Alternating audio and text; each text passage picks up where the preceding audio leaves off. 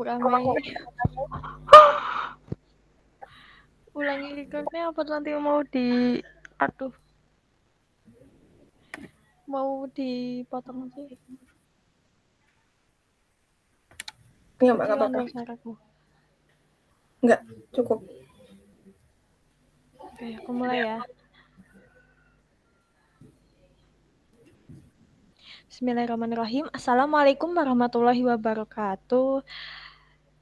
Perkenalkan, kami dari kelompok 1 akan menjelaskan mengenai superposisi gelombang dengan penjumlahan fasor.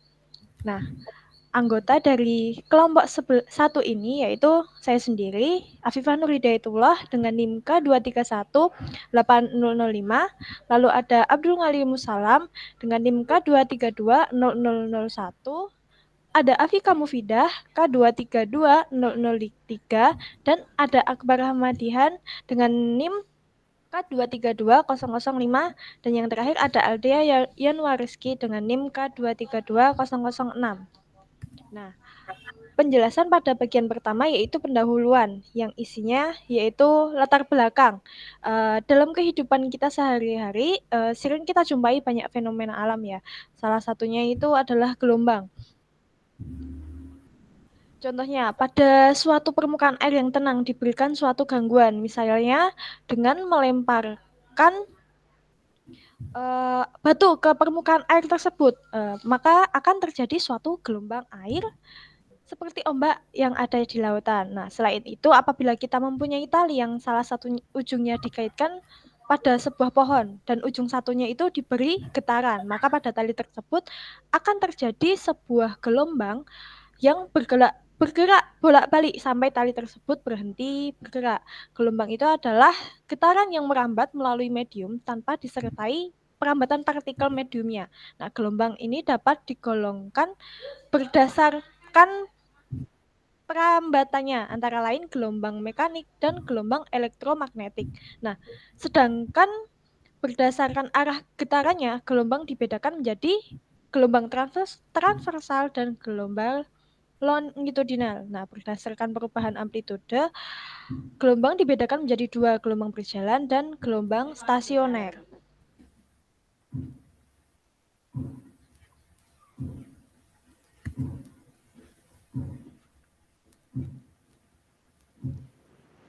Baik, selanjutnya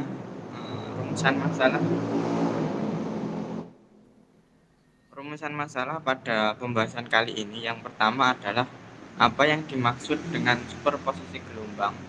Yang kedua, dan metode penjumlahan faktor. Yang kedua adalah bagaimana metode penyelesaian penjumlahan fasor. Yang ketiga adalah apakah aplikasi dari penggunaan penjumlahan fasor dalam superposisi gelombang. Dan yang keempat adalah bagaimana contoh soal dan pembahasan superposisi gelombang. Tujuan dari pembahasan kali ini adalah yang pertama mengetahui superposisi gelombang, terus dua mengetahui metode penyelesaian penjumlahan fasor, yang ketiga mengetahui aplikasi penggunaan penjumlahan faktor dalam superposisi gelombang, yang keempat ada mengetahui contoh soal dan pembahasan mengenai superposisi gelombang. Next.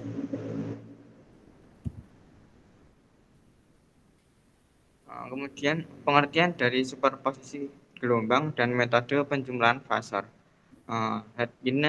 Yang pertama kita akan belajar mengenai pengertian ya. Gelombang yang dihasilkan oleh suatu benda tidak selalu berupa gelombang tunggal, tetapi bisa saja merupakan superposisi gabungan atau gabungan. Jadi superposisi itu adalah gabungan dari satu gelombang atau lebih. Superposisi dari sejumlah gelombang tunggal dapat dihitung dengan menjumlahkan tiap-tiap simpangannya. Superposisi gelombang merupakan penjumlahan dua gelombang atau lebih yang dapat melintasi ruang sama tanpa ada ketergantungan satu gelombang dengan gelombang yang lain. Elastisitas medium akan mempengaruhi bentuk gelombang yang dihasilkan. Next.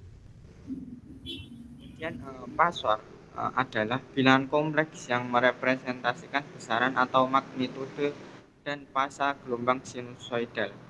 Selain itu, fasor merupakan sebuah rangkaian yang dapat dijelaskan menggunakan fasor disebut berada dalam wawasan frekuensi.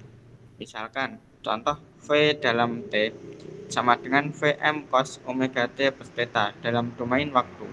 Notasi fasornya adalah yang pertama ada polar V sama dengan Vm itu kurang dari theta. Kemudian yang kedua ada rektangular V sama dengan Vm cos theta ditambah J Vm sin theta. Kemudian yang ketiga ada eksponensial yakni V sama dengan Vm E pangkat J theta. Next. Yang selanjutnya adalah bilangan kompleks. Bilangan kompleks itu adalah suatu bilangan yang terdiri dari bagian real atau bagian nyata dan bagian imajiner atau bagian khayal.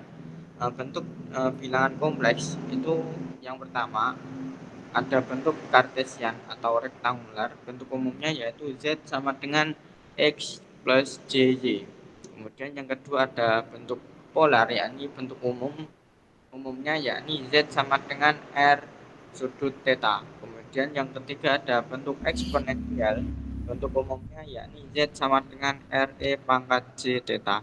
Dan yang keempat ada bentuk trigonometri yakni Z sama dengan R kali cos theta plus J sin theta. Seperti digambar di sana dalam sumbu horizontal itu ada RE itu artinya bilangan real dan yang vertikal ke atas itu IM itu artinya bilangan imajiner. Terus ada theta, terus ada Z sama dengan A plus JB.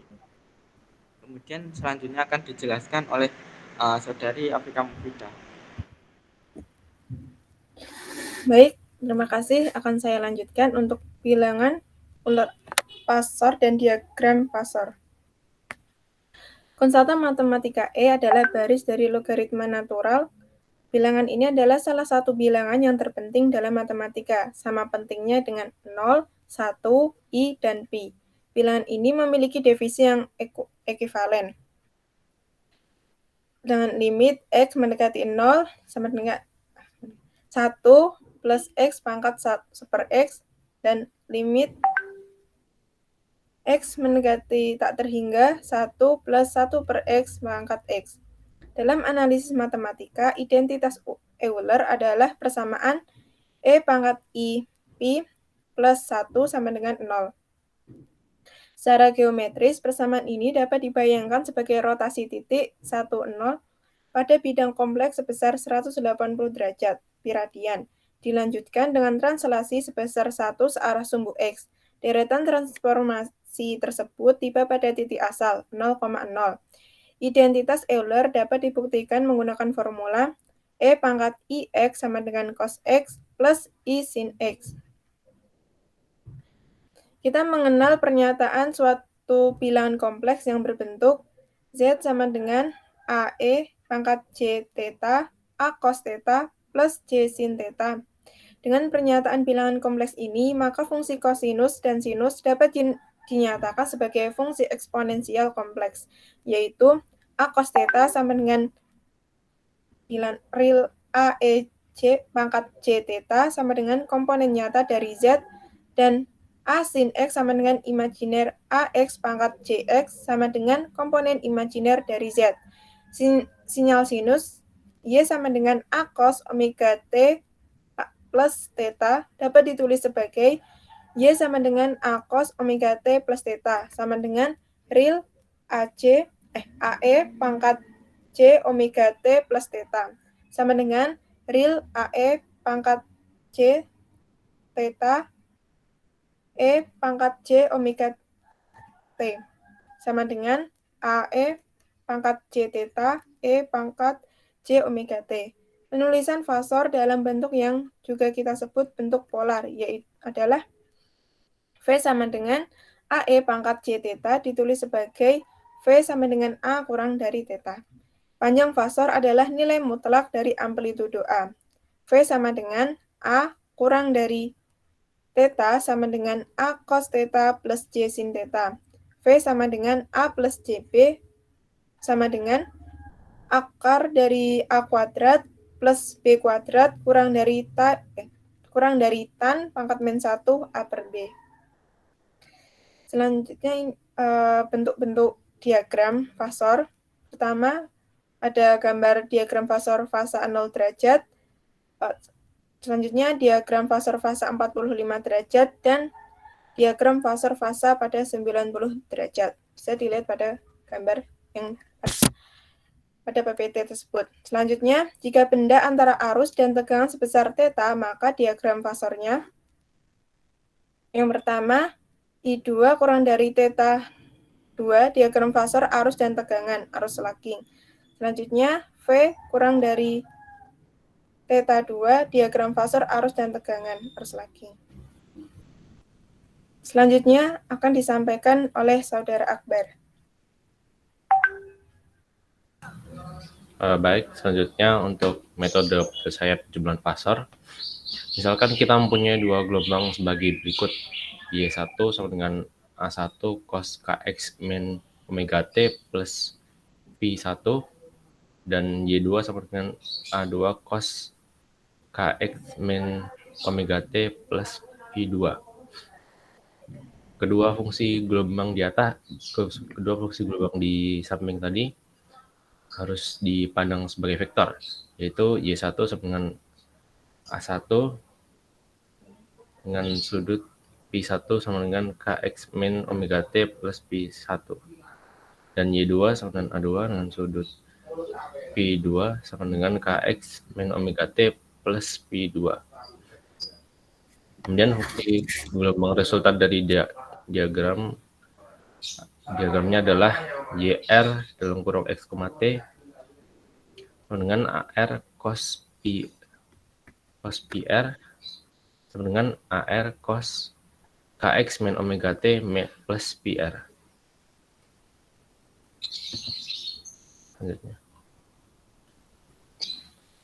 Selanjutnya aplikasi penggunaan superposisi gelombang. Untuk yang pertama, fenomena superposisi gelombang. Gelombang ada dimanapun dalam kehidupan kita, secara sadar maupun tidak. Beberapa hal yang sering kita lihat sungguhnya berbasiskan gelombang. Suara, cahaya, televisi, microwave, internet, komputer, handphone, dan banyak lagi ternyata adalah fenomena pemanfaatan gelombang semata. Contoh fenomena superposisi gelombang adalah gelombang pada tali. Arah rambat gelombang segaris hanya ada dua kemungkinan, yaitu searah atau berlawanan arah. Contoh lainnya adalah pada permukaan air.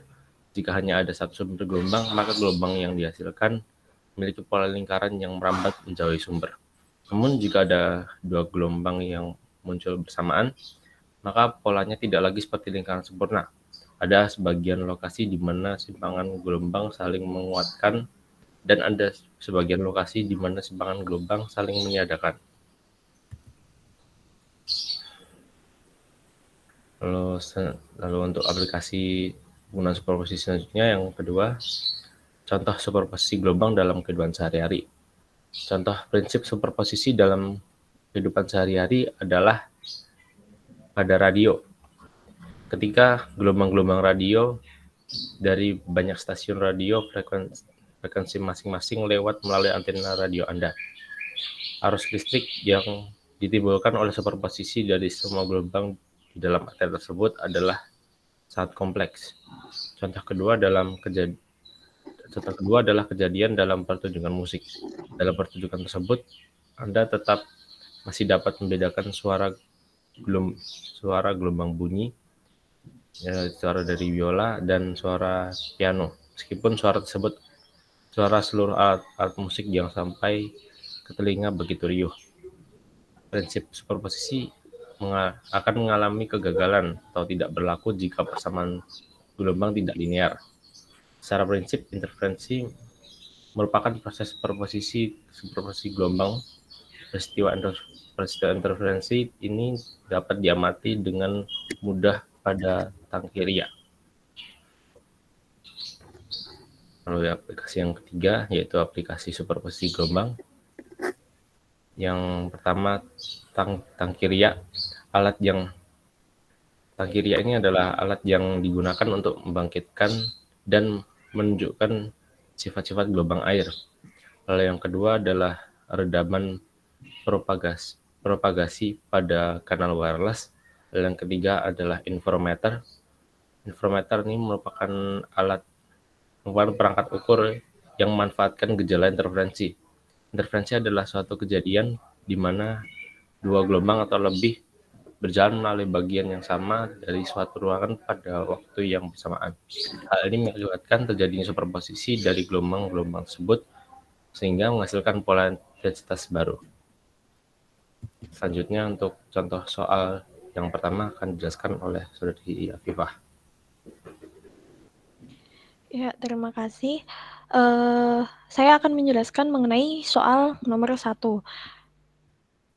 Nah, dari gambar di samping itu menunjukkan diagram fasor suatu rangkaian arus bolak-balik. Nah, jika frekuensi bolak-baliknya itu 50 Hz, maka berapa besar induktasinya?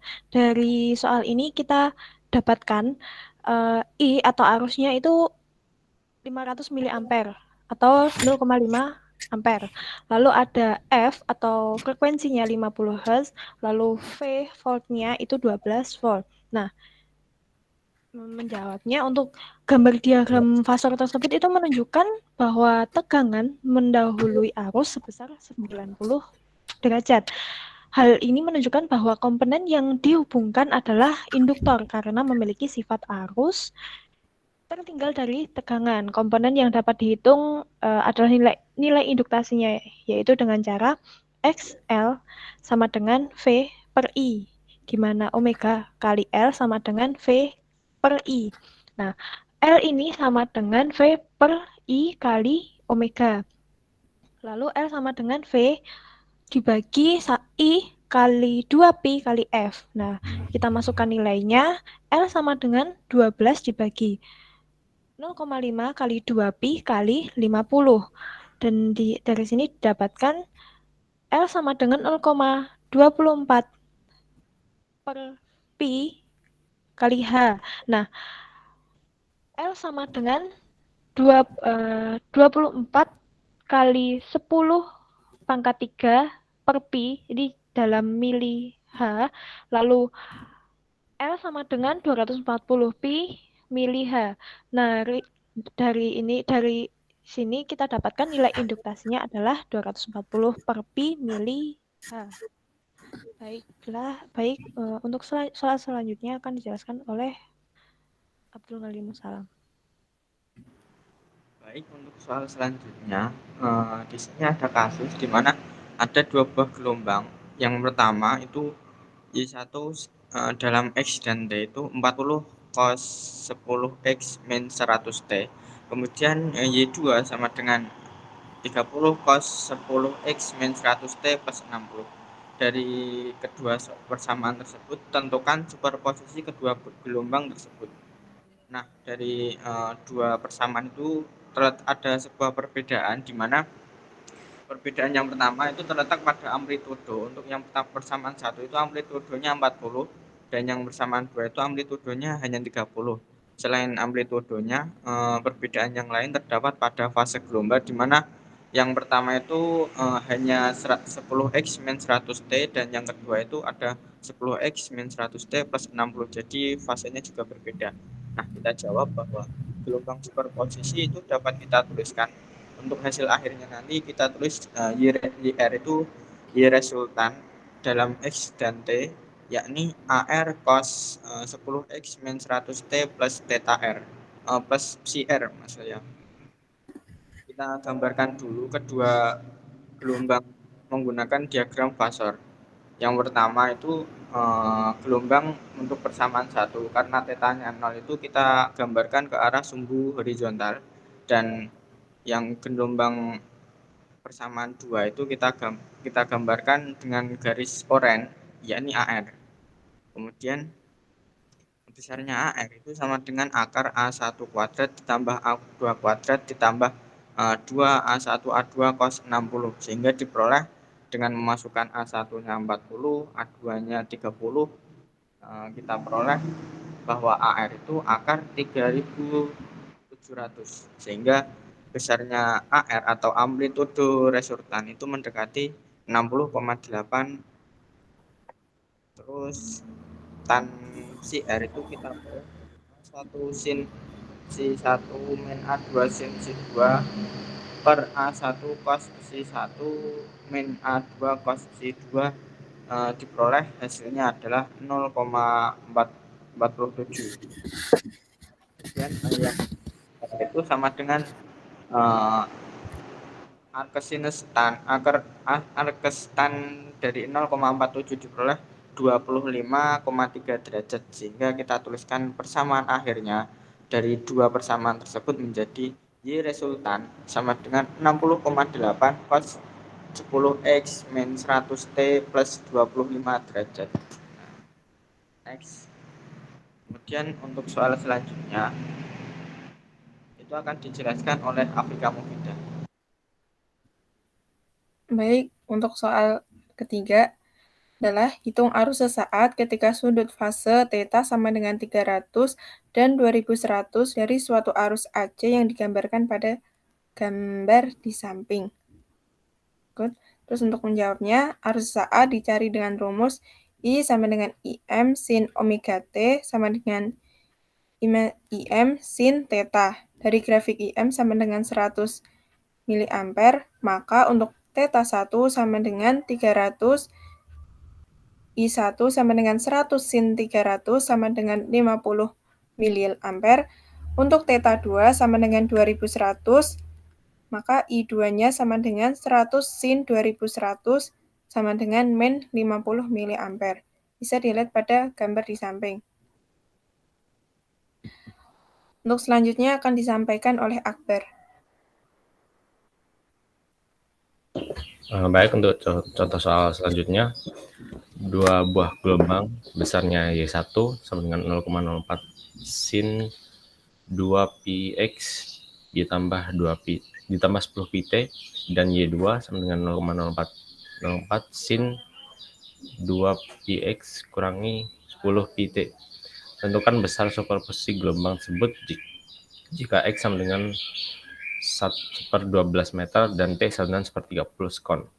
Untuk jawabannya, Y sama dengan Y1 plus Y2 sama dengan 2 sin A plus B per 2 cos A min B per 2. Kemudian Y sama dengan 0,04 kali 2 sin A plus B menjadi 4πx per 2. Kemudian cos dikali cos A min B menjadi 20 pt per 2. Kemudian dihasilkan Y sama dengan 0,08 sin 2πx cos 10 pt. Kemudian dimasukkan untuk X sama dengan 1/12 dan T sama dengan 1/30. Jadi Y sama dengan 0,08 sin 2pi per 12 cos 10pi per 30. Dan dihasilkan Y sama dengan 0,02 meter. Selanjutnya akan disampaikan oleh Saudari Aldia. Baik, soal selanjutnya adalah dua gelombang dengan amplitude berbeda, yaitu Y1 sama dengan 4 sin 2πx min 8pt plus pi per 2 mengalami superposisi. Persamaan kedua gelombang tersebut persamaan gelombang yang kedua adalah Y2 sama dengan 6 sin 2πx min 8pt plus 3/4pi. Lalu berapa persamaan gelombang hasil superposisinya? Diketahui bahwa nilai Y1 adalah 4 sin 2πx min 8pt plus pi per 2. Sedangkan Y2 adalah 6 sin 2πx min 8pt plus 3/4pi. Yang pertama kita mencari Y1 horizontalnya bernilai 0, sedangkan Y1 vertikalnya bernilai 4. Sedangkan Y2 horizontalnya adalah 6 sin 45 dengan hasilnya yaitu 3 akar 2. Sedangkan Y2 vertikalnya adalah 6 cos 45 dan hasilnya adalah 3 akar 2. Lalu Y horizontalnya adalah min 3 akar 2. Sedangkan Y vertikalnya adalah 4 plus 3 akar 2. Selanjutnya kita mencari amplitudo dengan rumus akar Y horizontal kuadrat plus Y vertikal kuadrat. Lalu dimasukkan min 3 akar 2 kuadrat ditambah 4 plus 3 akar 2 kuadrat. Lalu hasil amplitudenya adalah 9,27. Selanjutnya kita mencari theta dengan rumus tan theta sama dengan Y vertikal per Y horizontal. Dan tetanya adalah arcus tan Y vertikal per Y horizontal. Lalu arcus tan 4 plus 3 akar 2 min per 3 akar 2 hasilnya adalah 117,24 derajat. Maka persamaannya adalah Y sama dengan 9,27 sin 2 pi X min 8 pi T plus 117,24. Next, penutup. Kesimpulannya, fasor adalah grafik untuk menyatakan magnitudo atau besar dan arah atau posisi sudut.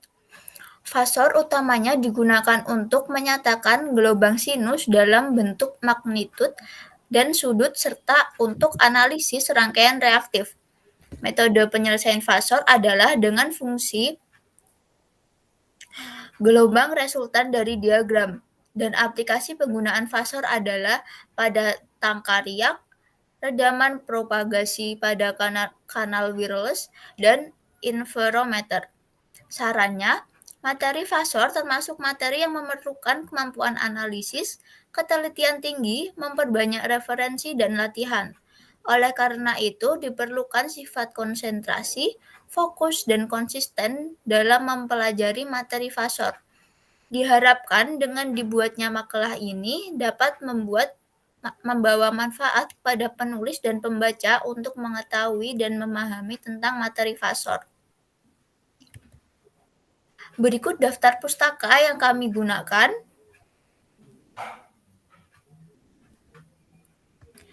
Sekian dari kelompok 1, ada kurang lebihnya mohon maaf. Wassalamualaikum warahmatullahi wabarakatuh.